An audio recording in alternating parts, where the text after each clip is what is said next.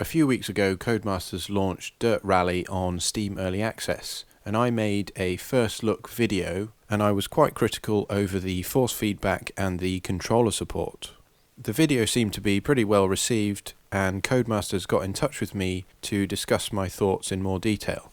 After that, they went away, addressed a lot of the problems, and then invited me to the studio to check out their progress. I've since been given an early update so that I can test it on my system and give a bit more feedback, and to make this follow-up video to show what's changed. This is how the menus used to look, pretty basic controller support with no real consideration for advanced force feedback wheels with high rotation. The game was optimized assuming that you were using a pretty low rotation steering wheel, somewhere between 270 and 400.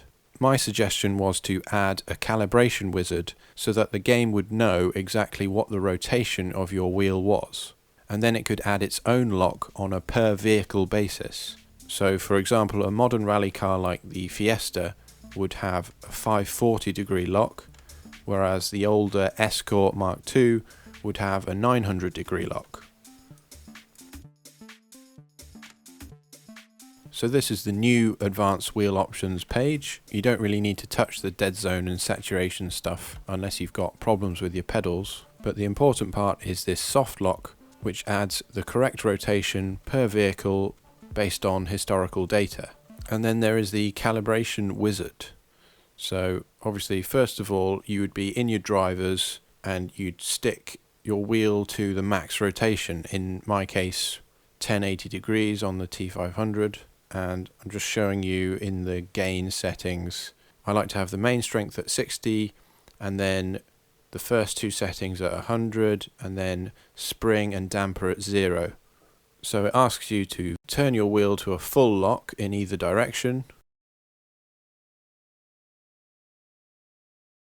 and then it asks you to turn the wheel 90 degrees in either direction, and you can see it's then estimating the rotation of your wheel, and mine's at 1080. I like to have mine at actually 1070 because it looks more like 90 degrees to me. And just from calibrating the other sims, I know I'm always looking for 1070 on that value, but it will vary depending on what your wheel is. Then you just push all your pedals to max and you're done. And then there's the force feedback menu, which has been significantly improved.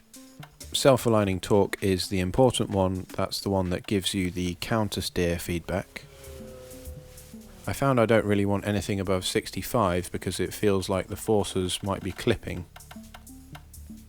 Wheel friction and tyre friction, for me they just add a bunch of damping that's sort of muddying the signal, so I don't really like that.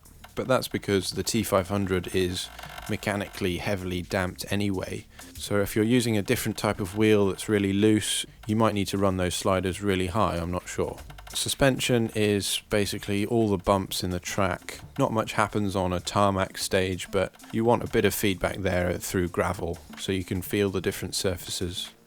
Tyre slip, it just gives a bit of vibration when you're braking traction, so that's quite nice to have. Collision is just bigger impacts. Then there's the soft lock. I thought this would work best turned all the way up, but actually it works better matching the other values. Otherwise it bounces around too much.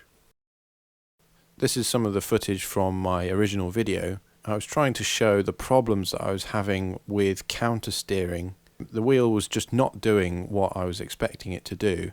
When the rear steps out, it's just really not applying its own counter steer at all. There's just a very slight movement and then it just stops dead and I have to force it. It was just completely wrong. It's hard to describe exactly what's happening there and hard to show it on video when it's all about feel, but I think it's pretty clear how much effort I'm having to put in to apply the counter steer when the wheel should be helping me. I had to run the game with force feedback turned off completely because it was just confusing my inputs a great deal. I was also recommended this XML file update many times, and I don't think it helped at all in terms of this counter steer feeling. It was a more fundamental problem that Codemasters needed to address themselves. And the good news is they've done it, and it's a dramatic improvement. Left 3 into left 2 long, and left 4. And I think it's pretty clear to see how much of a difference it makes. The wheel is applying its own countersteer. I mean, it's as simple as that. Left 5 crest, 80. You can see how I'm not having to fight the wheel as much. Instead, it's helping me and giving me really useful information about the behaviour of the car. And I'm able to catch slides and throw the car around in a really natural way. Into left 6.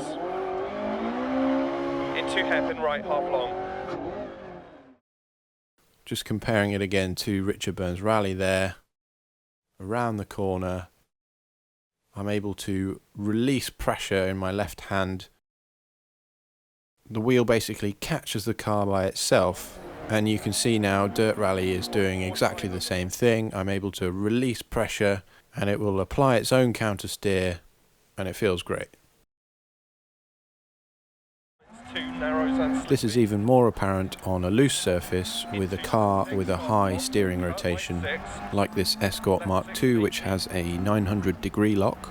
It's really easy to drive it like a rally car now, using the weight transfer to flick from one slide into another, because the wheel is telling you all the right things. Of course, not everyone's going to be used to running at such high degrees of rotation, but most of the cars feel really natural to me, and I think you should at least give it a try. You can always go back to a lower rotation if you're not comfortable with it, but I'd suggest 540 degrees is probably the lowest you really need. The lowest real lock of any car in the sim at the moment is 540. So if you set your wheel to 540, then those cars will be 540, and all the other cars with higher rotations will also be 540. If you want to go even lower than that, let's say 400 degrees, then all the cars will be 400 degrees. Only if you run a higher rotation will the sim start to add its own lock based on the vehicle that you're using.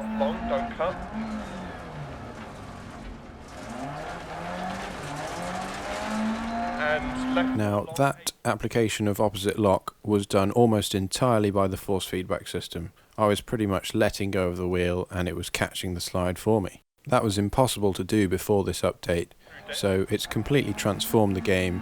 It's so much more fun, so much more intuitive now.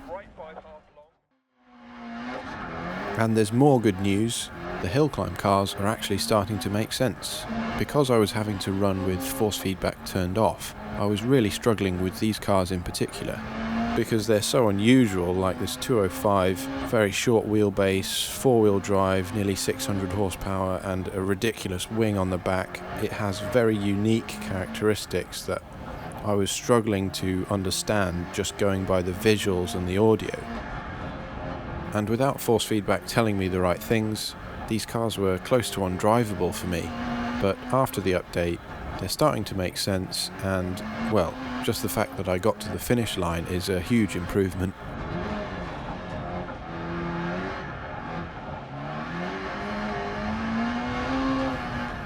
One thing that unfortunately hasn't changed is the visual representation of the wheel in the cockpit view.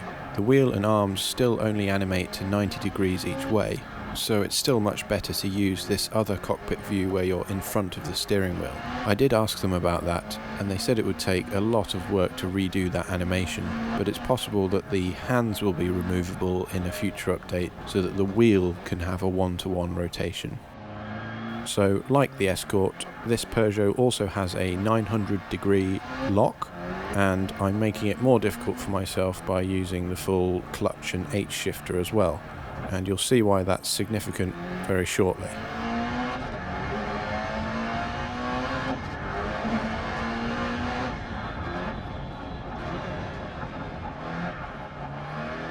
Right, so this is the moment.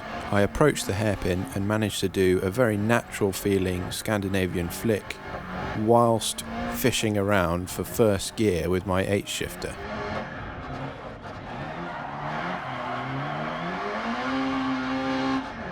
So one hand was on the stick and the other hand was kind of letting go, allowing the wheel to spin by itself. And that's something that just can't be done unless you have a lot of confidence in what the feedback is telling you.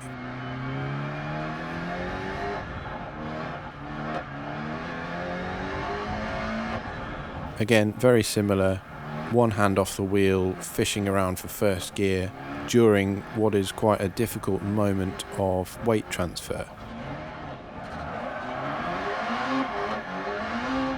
It's a testament to how much the force feedback has improved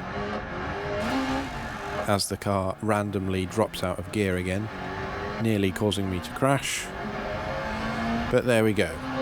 It's an incredible update, by no means the perfect force feedback just yet, but a huge step forward, and with any luck it will continue to improve from here. So thanks for watching, and thanks to Codemasters for giving me this opportunity.